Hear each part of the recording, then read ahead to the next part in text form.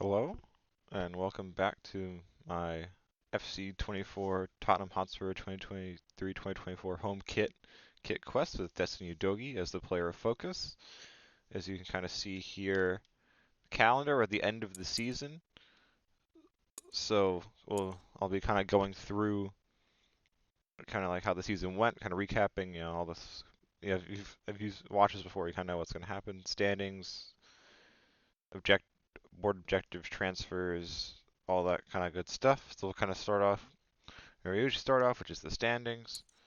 Start off with the Premier League first. As you can see here, once again, we fell short of the title. This time was an even closer title race than last season. I'm pretty sure last season, if I go back to the standings on my spreadsheet, we were a solid, yeah, we also finished second. We were a solid 9 points behind Manchester City last season. They basically had like a perfect season.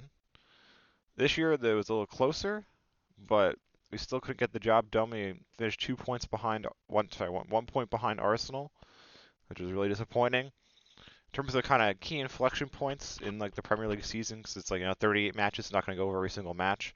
Kind of key inflection points for all kind of towards the end of the season. Kind of also kind of like right back to kind of not that far away from each other. So the first one was match week 30, away to Fulham. I think that was like one of our like first like the these three opportunities we could have either equaled or passed Arsenal in the standings, kind of on like the same number of games played, or we would have had less or whatever. Would have been like we would have been ahead of them in the title. First one was away to Fulham, match week 30. That was a match I played, and that like it was the only time of like any of the matches I played in the Premier League this season, which is like like however many. Because it's like it's pretty decent mix of simming and playing, to be quite honest.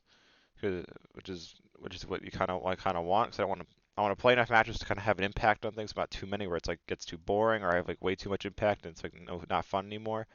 So it was a good impact. But this one was the only match I played in the Premier. I think even like at all really. Actually, I won't say at all. Maybe. But like the only match in the Premier League definitely that I played that I dropped points in. It was a 2-2 draw. We had 55% possession, 13 shots to Fulham's 6.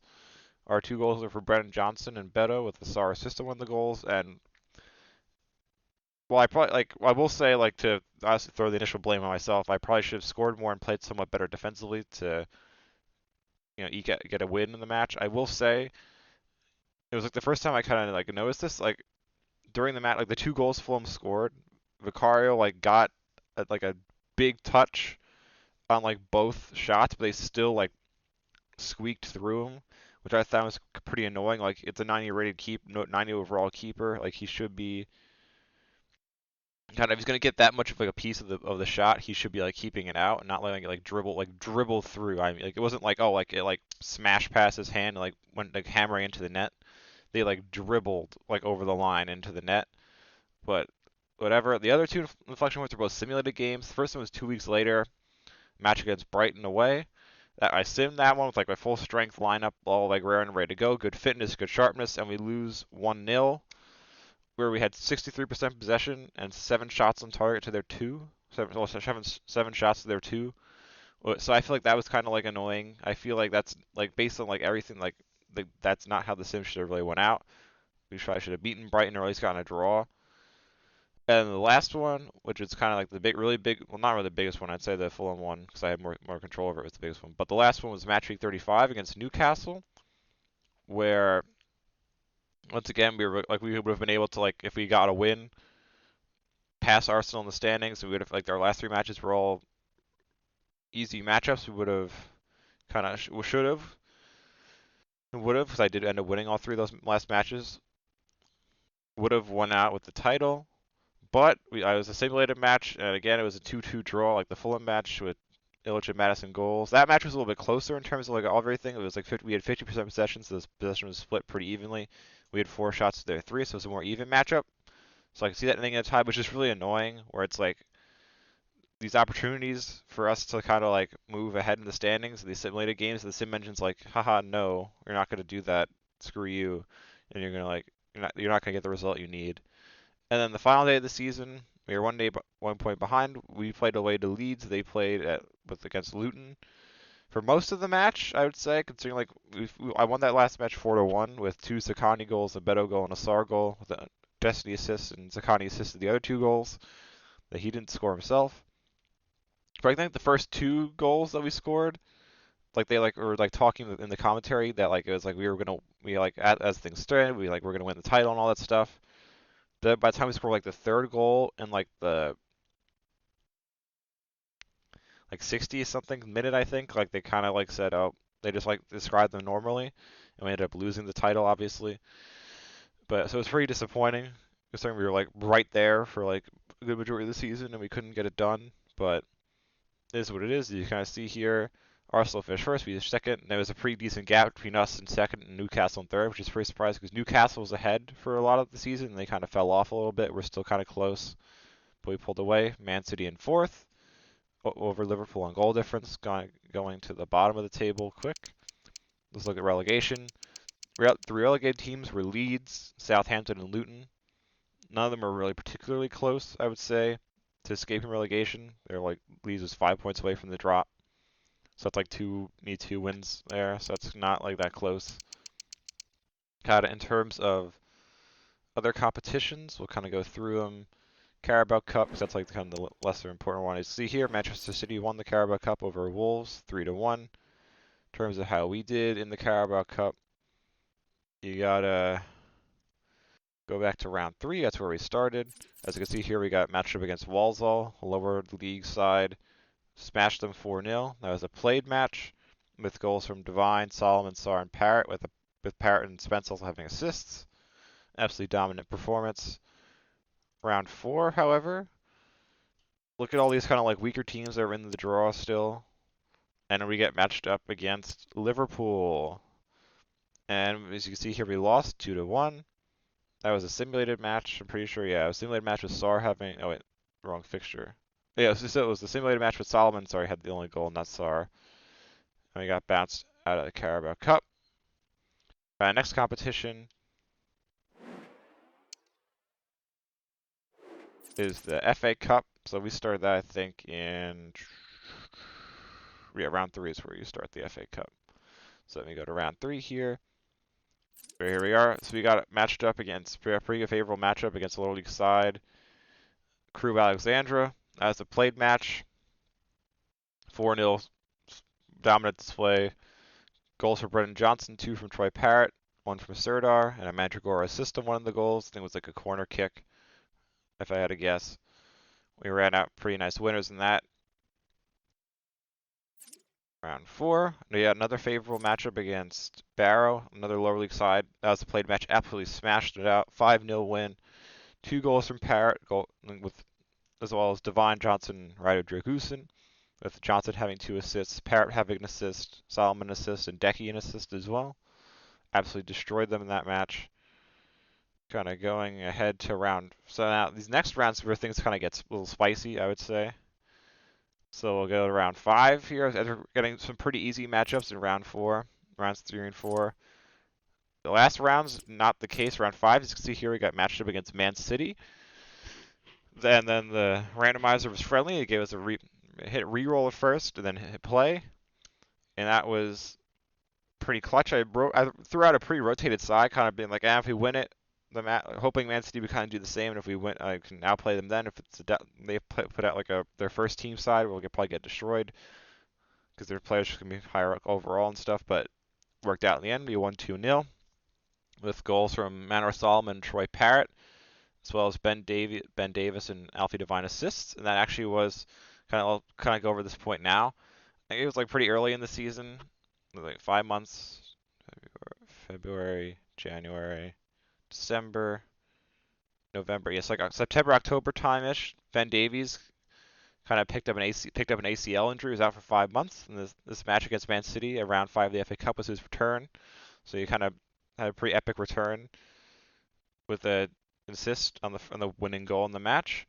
And I will say now, kind of before we go into the squad stuff, this also kind of the start of the season. The Ben Davis is only like 32, I think, like at this point. He's like, it said he's going to retire at the end of the season, so this is kind of his farewell campaign. So kind of coming back from missing most of his farewell campaign with injury, kind of having assist in a big match like this is pretty nice. Okay, now moving on to round 6 for the quarterfinals, as you can see here. North London Derby in the quarterfinals of the FA Cup. Once again, the randomizer was shined upon us with allowing me to play the match. It was a 1-0 win over Arsenal with a Zaccagni goal and a Destiny Dogi assist this time, because I was like, we're in the quarterfinals, we can kind of sniff, we can kind of taste the finish line here, especially with a lot of weaker sides like kind of left in the competition, and the only other really good side being two sides knocking, one of them knocking the other out. I was like, all right, I'm going to throw out my kind of best 11 here and see what happens, kind of try and dominate the match. I wouldn't say we dominated the match per se, even though we won, because the man of the match that match was Vicario, because Arsenal had 7 shots total. A bunch of those, I'm guessing, were on target. So Vicario had a bunch of saves, making him the man of the match. I was kind of hoping for the semifinals we'd get like one of the weaker sides, like West Brom or Stoke, and then Man United would get the other one and lose. But in the semifinals, we did get matched up against Man United. That was another one. The randomizer was kind, let me play the match. 2-0 win, 2 Beto goals, one with assists from Zaccagni and Solomon, so pretty epic there. And then, as you can kind of see, we got matched up against Stoke in the final.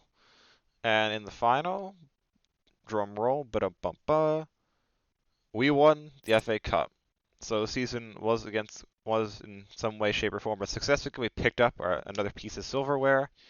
So I'm satisfied in that sense. We had 2 pieces of silverware, so 2 pieces of silver in 3 seasons so far. We have a Carabao Cup last season, the FA Cup this season.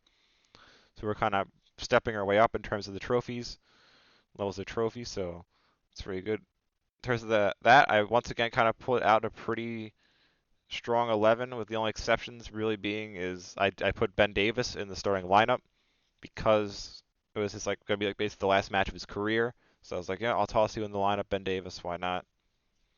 And it was 2-0 win. 2 goals were from Zaccagni and Destiny Udogie, with Udogie having assist on Zaccagni's first goal, and Davies having assist on Udogie's goal. So Udogie was able to contribute in that final match, which was pretty nice. You'll kind of see the celebration with us hoisting the cup and the highlights from the match at the end of the video, which I kind of forgot to mention at the end of last season's video. That's how it's kind of work. If you remember, the highlights and whatnot will be at the end of the video. But that was kind of the FA Cup. Next up is Super Cup. Doesn't really matter. Champions League. The Super Cup, I'll kind of read. I must have show you the results. Super Cup was Arsenal 2-1 over Man City. Kind of the other big European competitions. Europa League. Stuttgart beat Juventus on pens in the final. Conference League, West Ham over Rennes from France. So they're kind of going to Champions League. Arsenal won that 1-0 over RB Leipzig, which means clearly we didn't win the Champions League. So how did that kind of go down? So you can kind of see here's our group. Pretty decent, strong group with Barcelona and Marseille from France in it, and then Slavia Praha is kind of the weaker side in the group. See here we finished second in the group, 4 wins, 2 losses. We beat Marseille twice, Slavia Praha twice, and lost to Barcelona twice. The matches against the kind of lower 2 sides were all play matches where I think like Troy Parrott like absolutely smashed it out with like 9 goals, I think, between those 4 matches, which is pretty epic. And then 2 Barcelona matches were simulated matches because I don't think we've ever beat them like in a non-friendly match in our history. So we simulated both of those with kind of rotated sides and lost both. So Barcelona topped the group. Round of 16, we got matched up against Atletico Madrid. If you were watching this and somehow also then watch the Hugo Lloris one, you'll remember that in one of the seasons in that, we kind of got matched up against Atletico in the Champions League, and I kind of absolutely blew it. Because they're a team like we've beaten them like the only 1 or 2 times we played them in our history. So like these are play matches, and I kind of bottled it in the Hugo Lloris one that year. I got pretty angry with myself, but this year didn't really let that happen. First leg we won was a home leg. We won 3-1 with goals from Decky, Udogie, and Solomon, with assists from Madison, Zaccagni, and Johnson. Udogie was man of the match that match. The away leg was kind of wild, as you can see here, the 4-3 win, with the aggregate ended up being 7-4. Goal. It's basically a back and forth affair. I think I went up 2-0. They scored once to make it 1. I scored again to make it 3-2. They scored again to make it like 3-3, and then I scored, I think, to make it 4-3. The goals were Brendan Johnson. There was an own goal, which is kind of jank. Manor Solomon and then Troy Parrott. Assist from Divine Solomon. Kind of next quarterfinal is where we ultimately bounced out of the competition, facing off against Real Madrid. The randomizer wasn't really kind to us in that. They, I think there was like we beat them once, I think, in our history in the Champions League match. A couple of draws and some losses. So the randomizer was very kind. Both the legs were simulated. First leg it was a 2-0 defeat at home. Then the second leg, you can see it was a 3-2 win away, but that wasn't enough. Two goals from Madison, one goal from Beto, but it wasn't enough to overcome the deficit from the first leg, so we lost. And Arsenal eventually triumphed. Unfortunately, so Arsenal did the double. That is what it is. Alright, so next kind of thing, I guess we'll go over the objectives now. Okay. Youth development was assigned like one player at each assist position. Completed that easy enough. The brand exposure one, we're not gonna complete just because we didn't really sign anyone that kind of ilk because we didn't really need to. We'll get into signings in a second. Financial, keep salary growth under 10%. Current growth is 0%, so that should finish with a check, I think. I don't know why it hasn't yet, but it should. Short term, the domestic success this year, they're the only one to finish top four, which we did. We finished in second. Then to win the FA Cup, which we did. The continental success, they want us to reach the final of the Champions League, kind of match what we did last season, but we got bounced in the quarterfinals this year. So I should be okay in terms of not getting sacked, I think. Because we are in the, like, what is our, if you go back here, we're reasonable. And the other complete objectives should boost us a little more. But the fact that everybody, if you remember last season, that the, like, kind of, actually, I should still have the message in my little inbox here, right? Archive. More through, they're basically like, you have one next season's your last chance, and if you don't do what we're gonna want, you're gonna get sacked. So I think I've kind of done what they wanted, so I shouldn't get sacked. But I ended up deleting the message. I forgot not to keep it. But after the FA Cup final, but and I was like kind of simming along to advance it to see who won the Champions League. Like I got a offer from Newcastle as well. I don't know if this is like just a new thing for FC24 because this is like my first time doing like an FC24 career mode.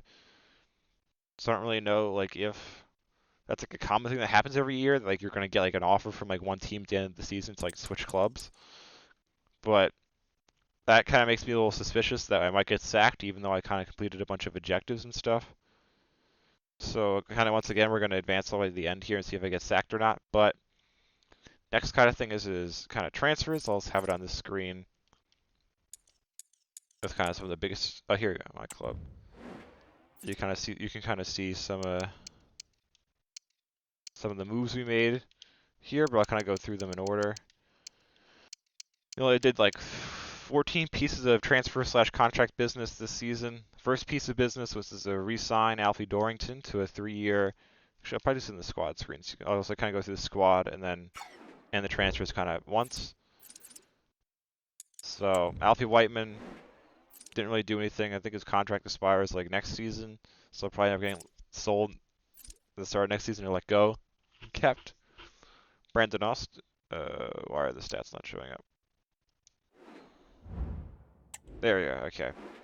Brandon Austin had a decent season. I was kind of just let him run out his contract. He had like a year left at the beginning of the season, but like after the January window, like maybe like February, March-ish, he kind of popped up in like your little message inbox thing, and he's like, "I want an extension, pretty much. Let's talk it out."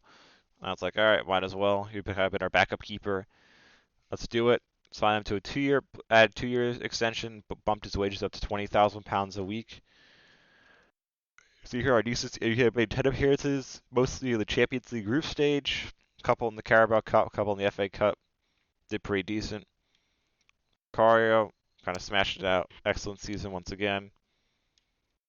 Sessegnon did all right.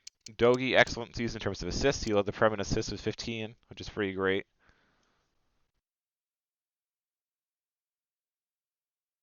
Here, Ben Davis, as he kind of said, he's retiring at the end of the season, though it was like 32, 33. Kind of had the big ACL injury, which I talked about. As you can see here, Nathan Collins, who wasn't here on the team last year, so he's a new signing, so I'll kind of get into that right now. So our biggest outgoing, when I pulled up the transfer team, so was Christian Amara had 2 years left on his deal. Doesn't fit our kind of requirements, so I moved him on for 86.9 million pounds to Bayern Munich, and then to kind of replace him. So I kind of mentioned last season, kind of mentioned again this season, kind of try to make things a little bit more fun, interesting, kind of expand the possibilities and the diversity of the kind of squads I could put together in these kit quests. I kind of add a new wrinkle instead of just being kind of homegrown club trained players already at the club that can stay, and then bringing in foreign players who played at like one of the clubs that the player Pocus played at in the past. We're also kind of getting up in the kind of the nation of the manager, which is Cu Cullen, Irish mythological hero. So you can also bring in foreign or homegrown players, depending on what league you are in and whatnot, of the same nationality as the manager.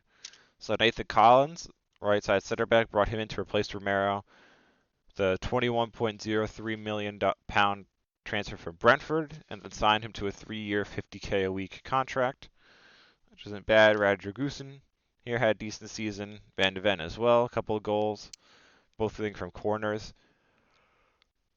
Ashley Phillips was loaned out on a 1-year loan to AZ in the Eredivisie, which is where Troy Parrott actually kind of was moved to this offseason in real life. Alfie Dorrington on loan.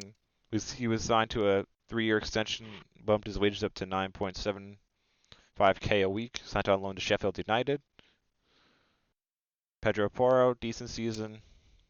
Jed Spence is the backup again, pretty good season. Tyrese Hall sent on loan to Norwich. Ali Skip, decent season as well. Mandragora is a good one. Surter, nothing different there. Illich as well. Papsar, kind of the two of them kind of split time, which other game played are pretty similar. Split time, both kind of did pretty well with 9 goal contributions each, which was pretty nice. James Madison, I think was second or third in the Prem with assists with 13. He missed a kind of big chunk of the season, if you remember. In the last season, he was injured. He missed a decent chunk. Alfie Devine kind of stepped into the first team. Pretty good season. Most of his contributions in the Champions League and the Cups, but decent enough in the Premier League as well. Kind of went over as Antonin Barrack. It was the last year of his contract, and because Devine kind of hit like that green-ish overall number, that's like I'd rather kind of keep the club trained player around rather than the foreign player. Even though we brought him back, but I'm selling in the January transfer window 14.5 million pounds to Atalanta. Jamie Donnelly went on loan to Leicester. Zakani, excellent season, led us second or third in the Premier goals to 20. Manor Solomon, pretty decent season as well. Decky and Brendan, pretty great as good job as well. Troy Parrott, as I kind of said, absolutely smashed it out in the Champions League group stage with 9 goals. Troy has total of 17. He's kind of smashing it out in the cup competitions as well. It's Beto's backup. Beto there with 22 goals. I think Beto was second with 22 goals and Zakani was third with 20. So they both had pretty solid seasons. Dane Scar on loan at Southampton. Veliz on loan at AC Milan. Other moves were transfers out, which there were a couple of. For the big one, kind of letting Troy Parrott move in and be the backup. Beto was Richarlison, 47.9 million to Nice in France. And the last 2 transfers were kind of youth academy players, real life ones that like kind of weren't going to hit the mark. They were already 22 and were still like in the yellow in terms of overall. Matthew Craig, 2.35 million to some club that I never heard of before. Then Iago Santiago, 2.4 million, who actually I think just was sold not that long ago in the offseason in real life, so kind of branched and sold them both times. Moved 2.4 million pounds to Swansea, and that was kind of it in terms of transfers, kind of stats and stuff. We also went over, so I think kind of in terms of that kind of stuff, that's where we're kind of at next season. We'll see. Let's see in a second, I guess, here if there's going to be a next season before I kind of get into that. So let's kind of advance along. Players on international duty. Oh, is there some like international tournament or some crap? What is it? 17th of June July 20th. Alright. What is this? That's...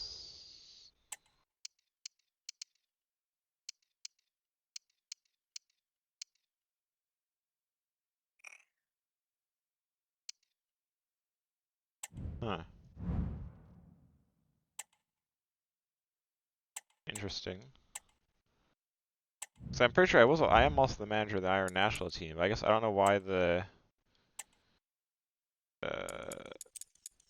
didn't let me switch to them and play in the matches, but that's kind of not a huge deal. Let's just switch to them for a second.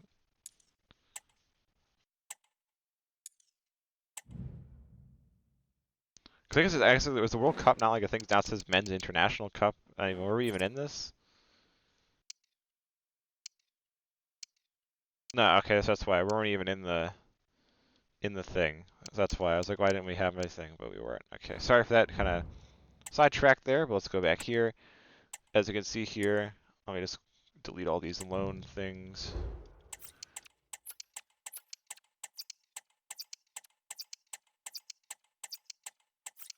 I mean, see there we go. So now that kind of hit. So we're still kind of a reasonable thing. Let's see what happens here.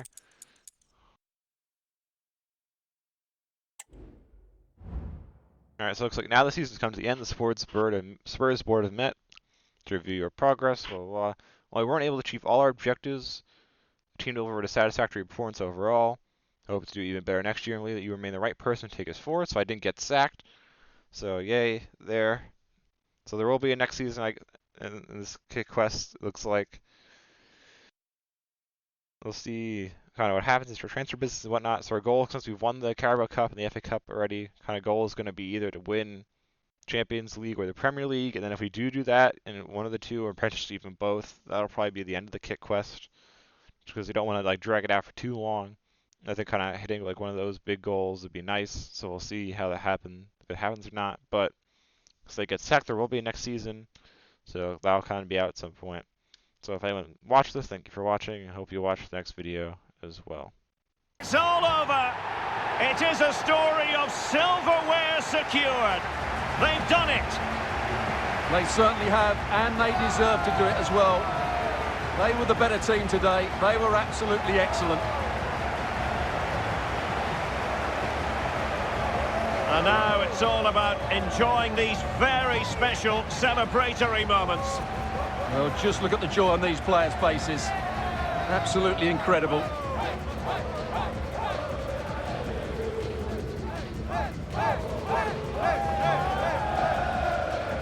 And now they prepare to walk together in anticipation of the trophy presentation. Well, it's now just beginning to sink in. They are the winners of this great cup. Any second now, they'll be able to hold it aloft. All congratulating each other, and rightly so. The sweet taste of success. And they don't want to let go of that trophy, do they? Absolutely not. They've worked so hard to win this trophy. They've been brilliant throughout the tournament. Been a top-class performance from them and their fans.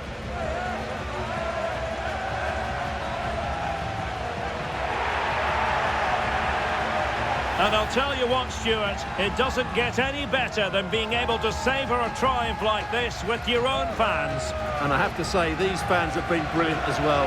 They've made so much noise. They've been magnificent.